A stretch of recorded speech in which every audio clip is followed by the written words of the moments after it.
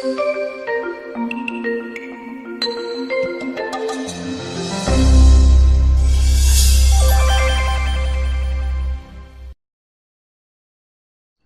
14:12-14.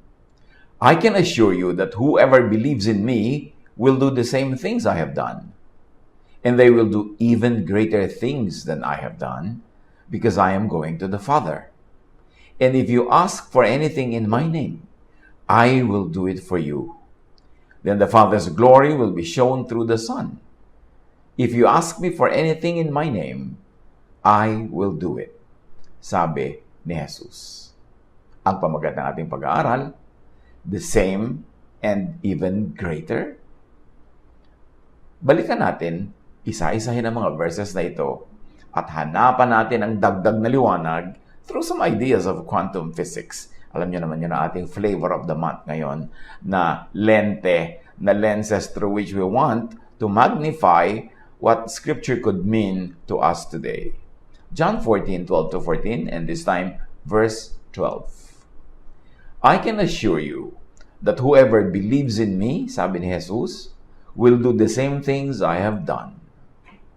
Pakatandaan ninyo, ang nananalig sa akin ay makagagawa ng mga ginagawa ko. Sa quantum entanglement, when two or more particles link up in a certain way, no matter how far apart they are in space, their states remain linked. Affecting one of the particles instantly affects the other. One event will impact another even if these are far apart. So entangled particles will always be connected. Whatever is done to one will instantly affect the other. So I can assure you, sabi ni Jesus, that whoever believes in me will do the same things I have done. This could mean na pag entangled or connected or related ka kay Jesus, you can also do what He can do. Kasi ang entangled pair ay nawawalan na ng self-identity. They will work as a pair, always. Nagiging isa na kayo. Kaya tayo ay nakikipag-isa kay Jesus sa pamamagitan ng pananalig. At kung titingnan natin yan through quantum physics, ay parang nagkakaroon ng entanglement. Kaya kita itong katotohanan na ito sa Matthew 25:40-45. Sasabihin ng hari, tandaan ninyo, nang gawin ninyo ito sa isa sa mga alagad ko, siya man ang pinakahamak, ako ang inyong tinulungan. So nakakita natin dito na entangled yung hari at yung mga pinakahamak niyang lingkod. Kung ano ang gawin mo sa lingkod, ituturing ng hari na ginawa mo sa kanya. In fact, ginawa mo rin sa kanya. At sasabihin sa kanila ng hari, tandaan ninyo, nang pagkaitan ninyo ng tulong ang isa sa pinakahamak sa mga ito, ako ang inyong pinagkaitan. So sa quantum entanglement enables particles to affect each other instantaneously across any distance. Entangled particles would remain connected even if they were on opposite sides of the universe. Kaya yung eternal security na madalas ay pag-usapan, pagtalunan pa nga, for those entangled with the Father through the Son Jesus, through Jesusness, through love and grace, can be possible. Pag nakipag-isa ka na kay Kristo, at si Kristo ay nakikipag-isa sa Ama, di parang nakipag-isa ka na rin sa Ama, so nagkakaroon ka ng eternal security. Paano ka mawawalay sa Kanya kahit kailan? John 1:12-13, but some people did accept Him, meaning got entangled with Jesus. They believed in Him, and He gave them the right to become children of God. They became God's children, but not in a way that babies are usually born. And parenthetically, I ask, but by entanglement? It was not because of any human desire or plan. They were born from God Himself. So get entangled with Jesus, with love, with grace, with Jesusness. Be one with Jesus. John 1:12, subalit ang lahat ng tumanggap at sumampalataya sa Kanya ay binigyan niya ng karapatang maging mga anak ng Diyos. In other words, entangled with God. Acts 16:31. Sumagot naman sila, sumampalataya ka sa Panginoong Jesus. In other words, get entangled with Jesus at maliligtas ka, ikaw at ang iyong sambahayan. John 14:20, sa araw na iyon ay malalaman ninyong ako'y nasa Ama, or I am entangled with the Father, at kayo na may nasa akin, you are entangled with me, at ako'y nasa inyo, and I am entangled with you. John 17:23, Jesus to the Father, ako'y nasa kanila, at ikaw ay nasa akin. We are all entangled, upang lubusan silang maging isa, or entangled with each other, with one another. Ngayon, kung pinag-uusapan natin, be entangled with Jesus because Jesus is entangled with the Father. In such a way, you get entangled with the Father at ang lahat ng mga believers kay Jesus also become entangled with one another. Napakahalaga na entanglement, but don't negate it. Huwag kabaligtaran ang gawing entanglement. In other words, do not be entangled with the Pharisees, with the law, with judgmentalism. Pag entangled ka with the Pharisees, you are forever being judged. Pag entangled ka with the law, you are forever being condemned. Pag entangled ka with judgmentalism, you are forever behaving like the Pharisees. Kaya get entangled with Jesus. Make a relationship with Jesus through faith. Do not make that relationship with the Pharisees, with the teachers of the law. John 14:12-14, I can assure you that whoever believes in me will do the same things I have done. At ito yung mahalagang part. And they will do even greater things than I have done, because I am going to the Father. Malaking kababalaghan ng verse na ito sa mga maraming hindi nanunuri. Sabi ni Jesus, at higit pa kaysa rito, sapagkat babalik na ako sa Ama. Anong ibig niyang sabihin na yung mga nananampalataya sa Kanya ay makagagawa ng mga nagawa niya, at hihigitan pa ang mga nagawa niya dahil siya'y babalik na sa Ama? What is quantum physics in they will, and they will do greater things? Let's think of the observer effect. The act of observing changes the thing being observed. This effect suggests that consciousness creates reality. Kaya sa they will, they meaning the observer. And they will do even greater things than I have done because I am going to the Father could mean na ipinaalam na ni Jesus paano magwo-work ang mga bagay-bagay. And because consciousness creates reality, you can do more things kasi you can keep creating what you want in accordance with your entanglement with Jesus, who is entangled with the Father. Sabi ni Jesus, humahanga kayo, nagugulat kayo sa mga ginawa ko, magagawa niyo rin yan. Mahihigitan niyo pa dahil ako'y lalapit, babalik na sa Ama. So sabi, dahil kayo entangled sa akin by faith, and because when two entangled pairs affect one another or each other, therefore, what I can do, you can do. You can affect me, I can affect you. And because I am entangled with the Father, and when I return to the Father, I get even more entangled. Therefore, you get even more entangled with me. You can do even greater things than this that I have been doing while I am with you. Ano magandang application yan? Get affected by Jesus. Not by the Pharisees. Not by the teachers of the law. Not by the priests who were very, very judgmental and legalistic. John 15:5, ako nga ang puno ng ubas at kayo ang mga sanga, sabi ni Jesus. In other words, we are entangled. Ang nananatili sa akin at ako sa Kanya, ang siyang nagbubunga ng sagana, sapagkat wala kayong magagawa kung kayo'y hiwalay sa akin. Wala kayong magagawa kung kayo'y not entangled with me.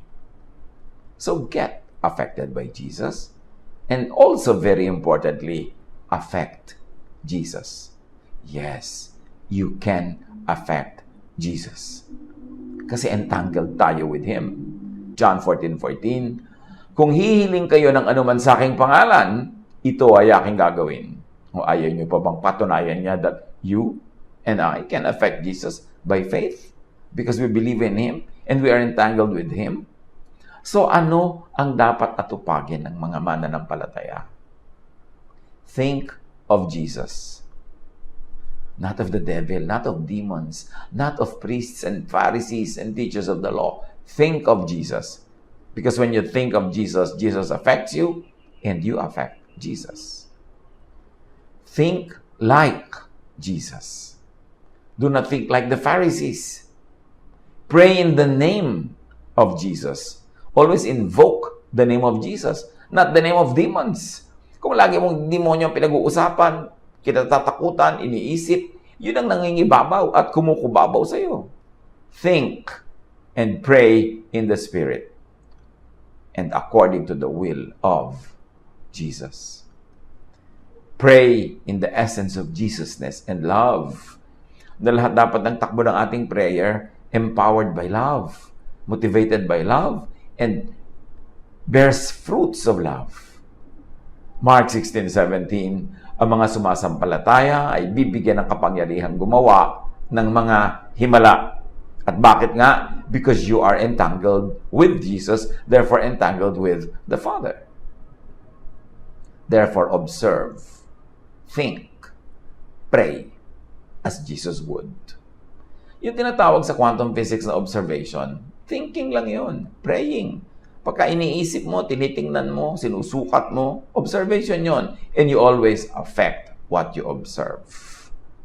Pagka inilubog mo halimbawa ang thermometer sa tubig para kunin mo ang kanyang temperature, napalamig mo na yun ng konti. Kung malamig yung thermometer, naapektuhan mo siya. Pagka maglalagay ka ng hangin sa gulong ng kotse, medyo susundutin mo yung butas doon para lumabas ng konti yung hangin, para malagyan mo ng bagong hangin, naapektuhan mo siya, no matter how small. Hindi mo pwedeng hindi maapektuhan ang iyong bagay na pagtutuunan mo ng pansin. Kung pagtutuunan mo ng panalangin, ng iyong mga desires, yun ang iyong binubuo para magpunta sa iyo in reality. Observation causes the system to collapse into a single outcome. Halimbawa, sa ating illustration, itong pusang ito, pwedeng sabay na ang pusang ito ay dead or alive. Depende kung ano ang observation mo. In this illustration, the cat is both alive and dead at the same time until observation is done. After the observation, only one possibility will emerge. In other words, you can do greater dahil other than creating your own reality, you also have the option to choose an outcome from a reality that is already existing. Either mag-create ka ng bagong reality or i-alter, baguhin mo yung existing reality. Kaya sabi ni Jesus, madalas niyang sinabi, your faith has healed you. Your faith has altered your reality. Your faith has made you well. Your faith, your prayer, your thinking, at sa quantum physics, your observation creates your reality. It can amplify or increase the possibility of one outcome to manifest. Halimbawa, a particle has a 50% chance of appearing in the north and 50% chance of appearing in the south. If an observer will measure the particle to appear in the north, it will show up there more than it should by random chance. Somehow, by interacting, the observer changes the chances of the system. In other words, kaiisip mo, kapipray mo, kapipilit mo na doon siya magpunta, di doon nga siya nagpunta kasi nga merong ganong reality. At nakikita yan sa Luke 18, 1-5, yung biyudang mapilit. Sinabi ni Jesus, sa isang lungsod ay may isang hukom na walang takot sa Diyos at walang iginagalang na tao. Sa lungsod ding iyon, may isang biyuda. Lagi siyang pumupunta sa hukom at sinasabi, bigyan po ninyo ako ng katarungan sa aking usapin. Tinanggihan siya ng hukom sa loob ng mahabang panahon. Ngunit nang matagal ay sinabi ng hukom sa sarili, kahit ako'y walang takot sa Diyos at walang ginagalang na tao, ibibigay ko ng katarungang hinihingi ng biyudang ito sapagkat lagi niya akong ginagambala at baka mainis pa ako sa kapupunta niya rito. So you see, na-quantum yung hukom. Kaya sabi ni Jesus, you can do greater things. Kasi this time, may third capability ka pa. You can increase the chance of something to happen. Why? Because you are with me, I am with the Father, and I am going back to the Father. Therefore, I will be more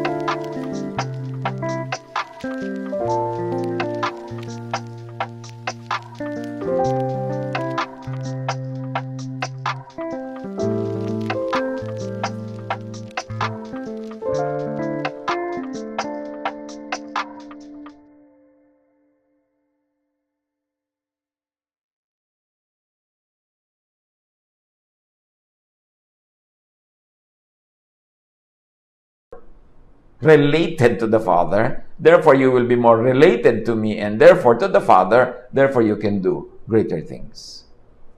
In greater, there is amplification of probability because of the observer's interaction with the system.